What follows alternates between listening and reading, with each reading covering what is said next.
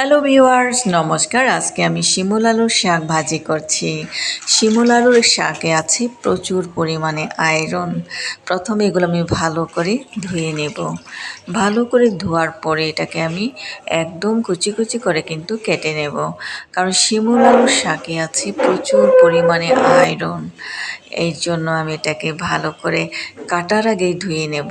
তেলের মধ্যে পেঁয়াজ কুচি, রসুন কুচি, সামান্য পরিমাণ হলুদ, লবণ দিয়ে আমি ভালো করে ভেজে নেব। এরপরে কেটে রাখা শিমুল আলুর শাকগুলো আমি দিয়ে ভালো করে ভাজবো। একদম তেল দিয়ে ভালো করে ভাজবো, যেন এক ফোঁটা পানিও না থাকে। এইভাবে রান্না করে খেলে কিন্তু অনেক মজা। দেশি রান্নার দেশি স্বাদ। আমাদের এই দেশি রান্নার শাক ভাজিগুলো খেতে কিন্তু অসাধারণ মজা। গরম ভাতের সাথে খেলে তো তুলনাই হয় না। একদম সুন্দর একটা মজাদার রেসিপি।